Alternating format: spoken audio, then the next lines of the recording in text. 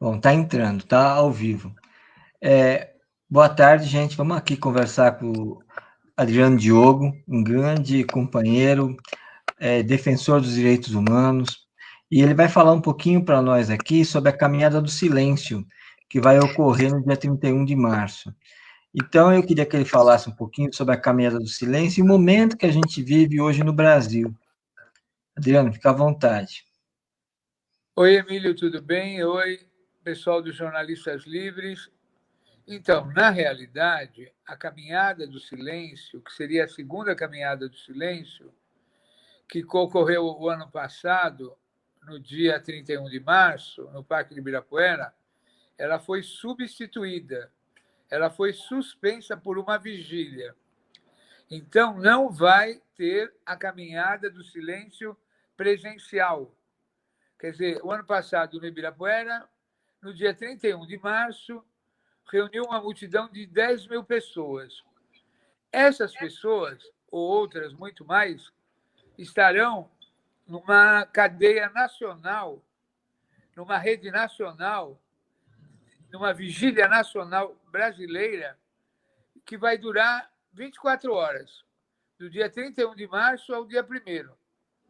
Então, a partir das 14 horas do dia 31 de março, vai ser feita uma rede nacional de solidariedade da vigília da data do golpe militar de 1964. Então, são dois eventos que estão sendo unificados nessa vigília. O chamado ato no DOI-CODE, que ocorria na delegacia da Rua Tutóia, aqui em São Paulo. Isso ocorria no sábado, seria o 7º ato unificado do DOI-CODE, e no domingo, a Caminhada do Silêncio. Esses dois atos presenciais foram substituídos pela vigília. E o que vai ocorrer na vigília? A vigília vai acompanhar tudo o que acontece no Brasil. Por exemplo, no dia 31 de março, às 8h30 da noite, a Frente Brasil Popular e a Frente Povo Sem Medo estão convocando uma manifestação à distância, um dos maiores panelaços, caçarolaços do Brasil. Cabe à vigília do Ditadura Nunca Mais, que é o nome da vigília dos atos unificados, acompanhar todos esses dados e unificar todas essas expressões. Então, nós estaremos no ar a partir dos Jornalistas Livres, a partir da Rede Nacional de Jornalistas Livres, conversando por 24 horas nessa passagem desse dia que promete ser muito tenso, mas vai ser um reforço significativo para os atos democráticos que ocorrerão em todo o país.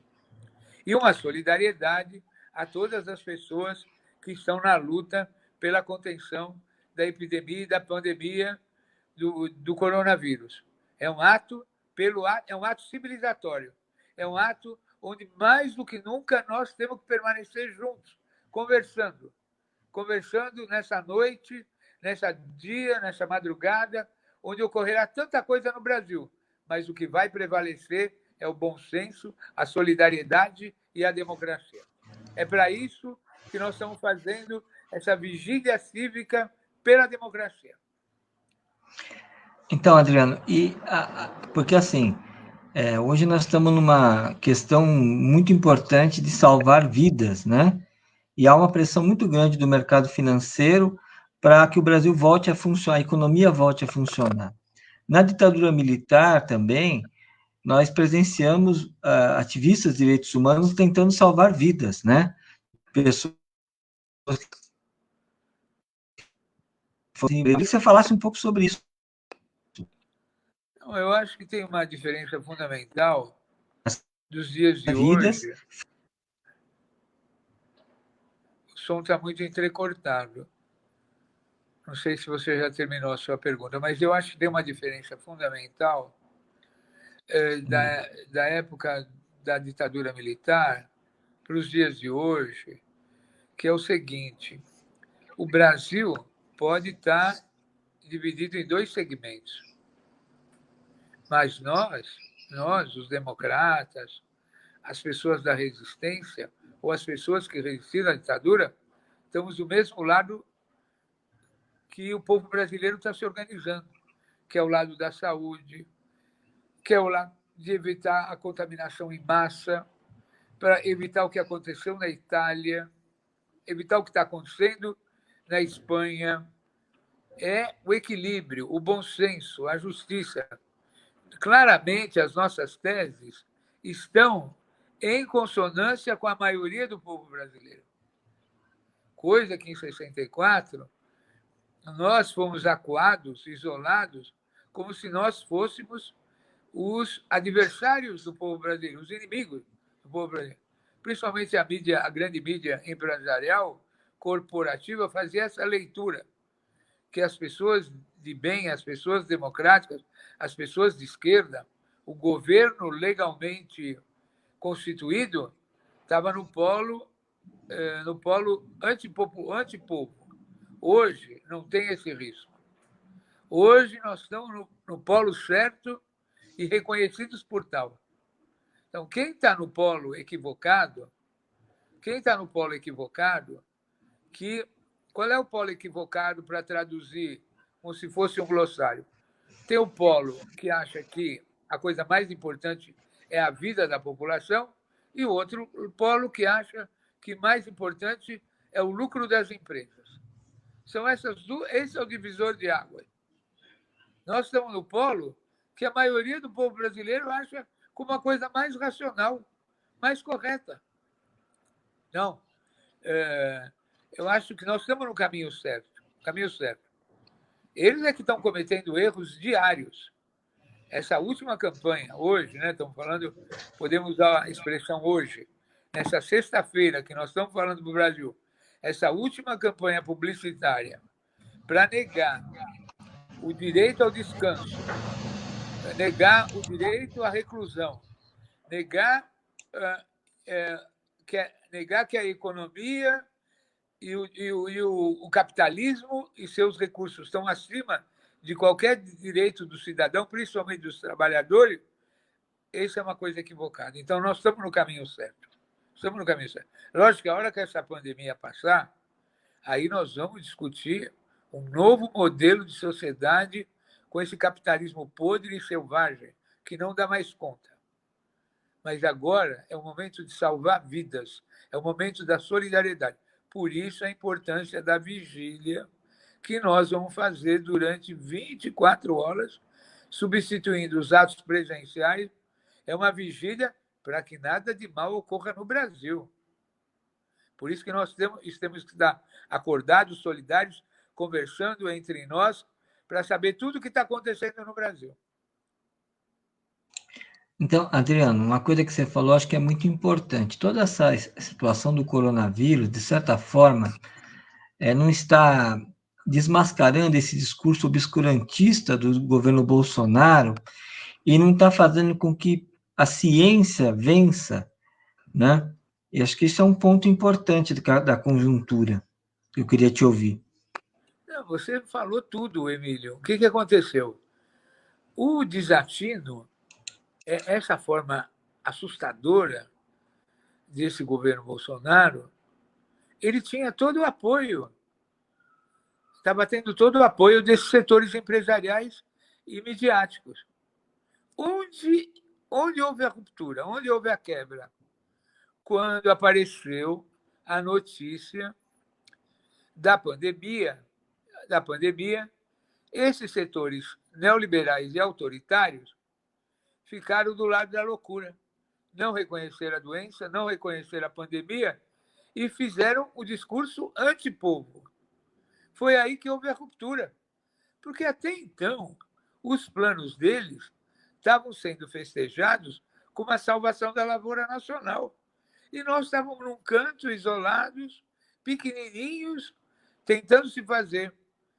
Quando, naquele domingo, houve aquela ruptura, que o presidente da República sai do seu palácio e vai cumprimentar seus correligionários, dando a mão por um, chegando dos Estados Unidos, de uma viagem aos Estados Unidos, onde toda a delegação estava contaminada, e na terça-feira, quando se esperava que ele, em cadeia nacional de televisão, fosse propor a pacificação e medidas efetivas, ele abriu guerra contra os governadores, contra o Congresso Nacional, contra as instâncias da justiça brasileira e contra o povo brasileiro. Então, a ruptura ocorreu a ruptura. E isso favoreceu o povo, porque desnudou, né? Então, esse rápido... Hoje, nessa sexta-feira que nós estamos conversando, eles estão tentando retomar a ofensiva, dizendo o seguinte, que é mais importante a economia que a saúde do povo, ou que a saúde do povo só será curada se a economia der certo, né? Então, essa é a disputa que está tendo. E isso vai vigir até o dia 31 de março. Por isso a importância da vigília. Não sei se eu respondi a sua pergunta, mas houve uma ruptura, mas provocada por eles, pelos erros que eles estão cometidos. Aquela viagem a Miami, aquela loucura daquela viagem a Miami, lá no resort do presidente da República Americana, onde toda a delegação voltou contaminada, né? E aí, quer dizer, então, essa coisa que colocou o Brasil em pânico. Lógico que, atenção, esse modelo empresarial vigente no país vai tentar voltar a ter o comando das ações. Então, essa é a visão que eu tenho. Por isso, a importância do 31 de março. Porque ele já havia esboçado, no dia 15 de março, chamar manifestações na porta dos quartéis. Ele tinha esboçado. Agora está anunciando uma greve nacional de caminhoneiros, que foi uma das coisas mais terríveis que houve no processo eleitoral, aquela greve dos caminhoneiros, que a população ficou em pânico total, sem gasolina, sem transporte, sem ambulância, sem medicamento. Então, ele está ameaçando. Se as minhas teses, o que ele diz? Se as minhas teses não prevalecerem, eu vou parar todas as estradas para os caminhoneiros e vamos voltar a uma situação de caos. Então, hoje, o que está em disputa é o caos versus o processo civilizatório, versus o processo humanista. É isso que está em disputa. Por isso, a importância da vigília do dia 31. E a vigília é um ato absolutamente pacífico, do bem. Agora, o Papa Francisco está fazendo um pronunciamento lá em Roma impressionante. Hoje, né, essa noite, né, que morreram, esse dia que na Itália morreram mais de 900 pessoas, o Papa está fazendo um pronunciamento para toda a humanidade, pela paz, pelo reconhecimento das vítimas, para que não haja mais vítimas. Esse é o nosso apelo, é um apelo pacífico. Não é um apelo para o confronto, para a desestruturação, para quebrar a sociedade brasileira. Muito pelo contrário. A nossa vigília é a vigília de paz, é a vigília do bem, da calma, do equilíbrio, do reencontro da sociedade brasileira com seus valores. Adriano, exatamente isso. Agora, o que você está falando é uma análise de como houve essa ruptura entre que o governo Bolsonaro causou naquele dia que ele fez aqui, do dia 15 de março, né? E como isso tem se aprofundado, inclusive com o pronunciamento dele na televisão no domingo, acho que foi domingo passado, se eu não estou enganado. Então, e aí o que acontece? Eu acho que é importante a gente entender como esse processo está levando, de certa forma, uma perda de popularidade do presidente, apesar de a gente não ter ainda pesquisa sobre isso, mas tudo indica isso pela ação dele. Agora, eu queria te perguntar, porque é o seguinte, no dia depois do pronunciamento, o presidente da Câmara, o Rodrigo Maia, deu uma declaração que eu acho que é muito sintomática sobre o gabinete do ódio que estava por trás daquele depoimento. Ele falando que tem que salvar vidas e não se preocupar com a bolsa, algo nessa direção. Não vou agora saber a fala exata, mas insinuando que o mercado financeiro é que inflou aquela fala do Bolsonaro. Acho que esse é um dado importante, porque o mercado financeiro tem uma força muito grande na mídia, no judiciário, em tudo, em tudo. E esse momento do Rodrigo Maia, eu acho que é um momento muito emblemático, porque ali fica claro duas questões. Um grupo que quer a luta contra a recessão econômica e um grupo, mas ao mesmo tempo quer salvar vidas, e outro grupo que não está preocupado com a pandemia e quer que todo mundo volte a trabalhar. Queria que você te ouvir sobre isso, sobre esses tensionamentos, né? Não, eu acho que é muito simples. Olha, você há de convir que o Rodrigo Maia, como presidente da Câmara, que tocou todos os temas econômicos de interesse do mercado, é quase um representante desse setor financeiro, desse setor mercado. Ele ter reagido dessa forma foi uma coisa importantíssima. Porque aonde que está a politização do debate? A politização do debate está entre o presidente da República e a desautorização que ele fez contra todos os governadores. Então, a nós não interessa ficar politizando esse debate do partido A, do partido B, do partido C. O que interessa para a gente, a politização desse debate é o seguinte: quem está a favor das medidas que preservem a vida do povo brasileiro? Essa é a nossa tese. Você vê que o governador do estado, de São Paulo, que nós temos em outros campos da política teses totalmente divergentes, o jeito que ele está conduzindo a política no estado de São Paulo está tendo uma unanimidade. Unanimidade. E assim como os governadores, principalmente os governadores do Nordeste, que são ligados à esquerda, ao PT, eles é que começaram todo o processo de assertivo. E aí os governadores do Sudeste vieram do Rio de Janeiro e São Paulo e na linha das mesmas medidas. Então, e qual é o lado dos governadores do Nordeste? Qual é o lado que o governador de São Paulo, do governador do Rio de Janeiro está? Medidas protetivas da vida da população. E é isso que nos interessa. São esses dois Brasis, os dois Brasis. Quem é a favor da população, da saúde da população, da preservação, e quem é favorável aos interesses do mercado. Veja bem, você mesmo colocou Rodrigo Maia, o maior representante dos interesses do mercado, disse o seguinte: desmobilizar as medidas sanitárias só atende os interesses mais de curto prazo do mercado. Isso está errado. Está errado. Tanto é que o Congresso Nacional aprovou aquela ajuda de custo, aquela renda básica de cidadania, de R$ 600 a R$ 1.200 ontem, e hoje talvez vá para o Senado aprovar, que é um socorro imediato a todo o povo brasileiro. Isso é o bom senso. Então, quem está isolado? Quem está isolado? Que fica cada vez mais claro. Esses setores do Palácio ligados ao governo federal, o governo Bolsonaro, que ficam apagando fogo com gasolina.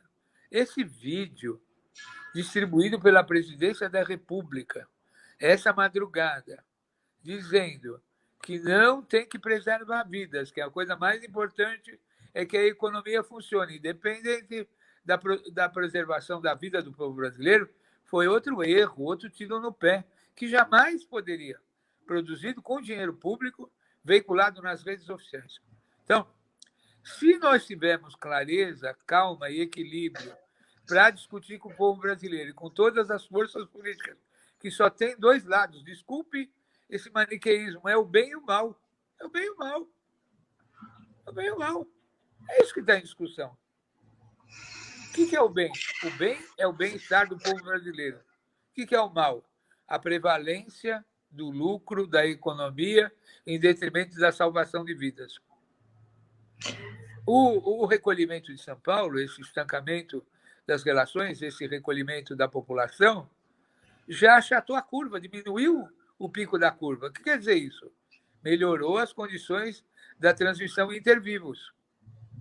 Isso é ótima notícia. E nem precisou aquele recurso máximo de privação, o tal lockdown. Não precisou nem isso. Então, nós estamos bem, nós estamos bem. Você imagina, a maioria dos profissionais da área de saúde, na eleição presidencial, ficou do lado desses caras. E hoje os enfrenta em bloco, né?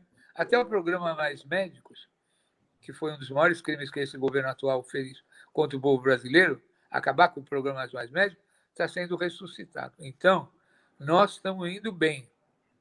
Lógico, a vigília e todos esses atos, agora, lógico que tem que avançar um pouco mais na discussão política, porque nós só estamos nos defendendo do flagelo, estamos nos defendendo da pena de morte, estamos nos defendendo da peste, né?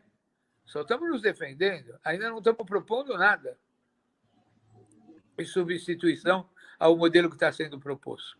Mas está bom, está bom. Por isso a importância da vigília no dia 31 de março, porque o que foi o dia 31 de março?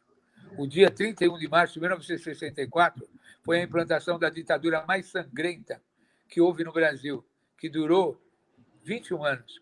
Foi terrível, terrível, terrível. Foram 21 anos.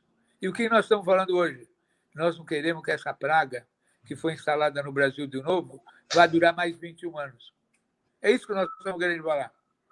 Por isso, o equilíbrio, o bom senso e a calma. Adriano, deixa eu te fazer, preciso fazer uma pergunta sobre o pessoal da direita, como é que eles estão agindo, mas antes eu preciso te fazer uma pergunta um pouco na linha teológica, que eu sei que você é cristão. Porque, assim, na campanha eleitoral, era muitas acusações contra a esquerda, que a esquerda era contra a vida, se lembra? Opa! E agora nós estamos num momento maluco, porque a esquerda está a favor da vida, pedindo para as pessoas seguirem a ciência e a favor da vida, e vários, por exemplo, o Edir Macedo, falando que isso é uma tática do demônio, né? O coronavírus, e que não se devia seguir o confinamento. Então, eu queria que te ouvir um pouco sobre isso, porque é uma coisa doida. Como é que os caras que defendiam há um ano atrás no discurso da vida, agora estão defendendo alguns, né? Não estou generalizando, porque tem evangélicos e católicos que sempre defenderam a vida, mas tem grupos também conservadores, extremamente conservadores, que estão defendendo essa estratégia do Bolsonaro de trabalhar, por exemplo, e que não tem que se preocupar com a contaminação. Queria que você falasse um pouco sobre isso. Eu acho que a população ela tem a liberdade religiosa que ela achar melhor. Isso aí. Agora, o cara pode ir no centro espírita, no candomblé, na sinagoga, ele pode ir na mesquita, pode ir na igreja católica, pode ir no templo religioso, mas a população tem bom senso. A população sabe. Pode algum líder religioso ter uma outra opinião política, mas o povo sabe que as crianças têm que ser protegidas, que as pessoas querem saber se estão doentes, se não estão doentes, como faz para prevenir as doenças, como faz para trabalhar e tomar transporte público e se preservar. Então, embora haja uma influência política de alguns líderes religiosos, a população tem capacidade para discernir.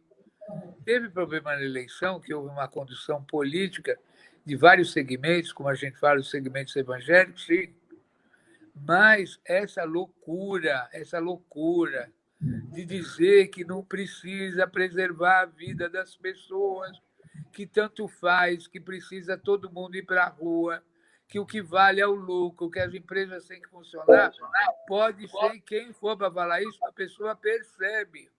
Se a gente disser que o nosso povo não tem capacidade para discernir isso, está errado.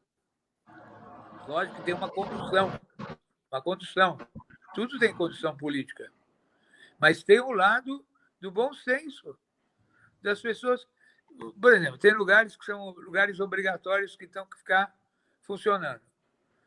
Por exemplo, farmácias, padarias, fornecedores de frutas. Os trabalhadores têm a obrigação de estar lá presencialmente. Se você vai lá, independente do credo religioso que está lá, você já viu como as pessoas tentam se preservar para não ficarem doentes, não ficarem contaminadas? É lógico. Eu não tenho esse fanatismo, essa obediência cega. Não tem. Tem uma influência. Mas a pessoa começa a raciocinar. Mas você, que é um grande analista, quase um jornalista, é um grande analista de várias coisas, uma pessoa muito especializada. Qual é a diferença, Emílio?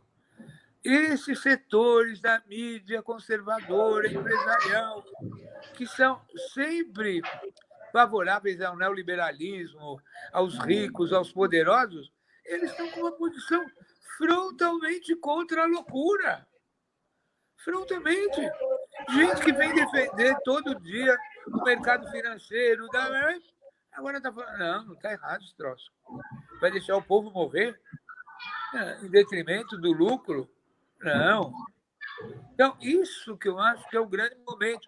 E a ruptura ocorreu naquele dia 15.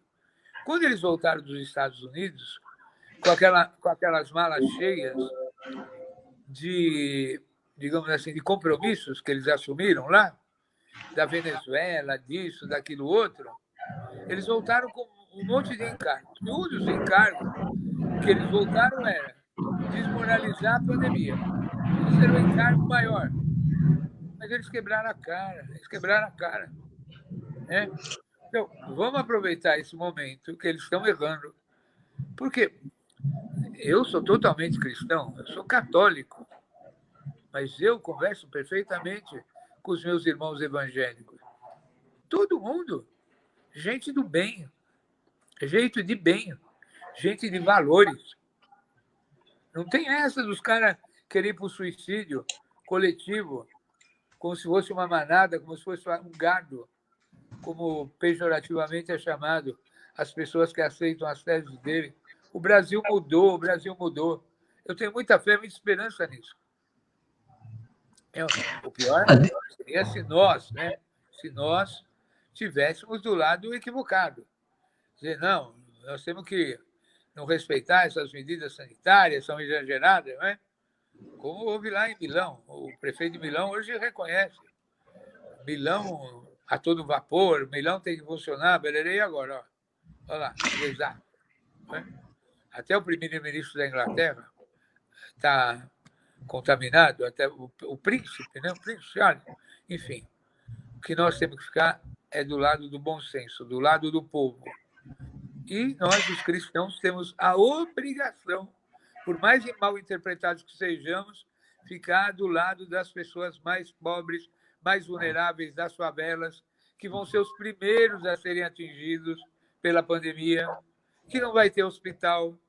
O máximo vai... Eu pensei que aquele hospital que estava montando no Pacaembu ia ser para 2, 3 mil leitos. Embora seja uma boa iniciativa, são 200 leitos. 200 leitos. Né? Então, vamos lá. Acho que nós estamos no caminho certo. Por isso que a vigília do dia 31 de março é tão importante. Adriano, eu vou te fazer a última pergunta aqui, sobre o comportamento do pessoal apoiador do Bolsonaro. Eles foram, se eu não me engano, no Guarujá, tentaram fazer uma carreata e foram presos pela polícia aqui em São Paulo. Emílio, eu estou sem som. Vou repetir a pergunta para você. Estou sem som, cortou. Vou repetir a pergunta para você, tudo bem? Estou te ouvindo. Eu também estou te ouvindo. Sobre o comportamento do pessoal bolsonarista mais radical. Alô? Está me ouvindo? Eu não ouvi a pergunta. Eu vou repetir, tudo bem? Você está me ouvindo agora? Então, Adriano, eu estava perguntando a você sobre o comportamento da... Acho que ele caiu. Ah, tá bom. Então, eu posso encerrar, Jô? Sim, pode sim. Pode sim, Emílio. Fala que num outro momento a gente entra com ele novamente para falar. A gente volta com o Adriano Diogo, falando sobre a Vigília pela Democracia, que vai ocorrer no dia 31 de março. Ela vai ser a partir das 2 horas da tarde, vai ser por 24 horas, para lembrar os tristes anos da ditadura militar e o valor, especialmente o valor da democracia, como nós devemos lutar pela democracia brasileira e preservar a democracia num governo que o tempo todo atenta contra a democracia, chamando manifestações, pela sua postura e tudo mais. Eu só queria falar o seguinte, é que bolsonaristas foram presos no Guarujá, se eu não estou me enganando, é no Guarujá, fazendo uma manifestação com carro de som. E também aqui na 23 eles estão fazendo isso, e lá no Guarujá eles foram presos. E no Rio de Janeiro, ontem, os caras fizeram uma festa no meio de toda essa situação para contaminar as pessoas. É uma tremenda irresponsabilidade que deve ser sempre de responsabilidade daquele que chama esse tipo de ato, que é o vice-presidente da República. Eu fico por aqui, agradeço o Adriano, e a gente volta em outro momento para falar da vigília Lula livre. Da vigília pela democracia e contra a ditadura militar. Um abraço, gente, compartilhe essa live e peço a vocês que sigam as redes dos Jornalistas Livres, daqui a pouco a gente coloca no YouTube.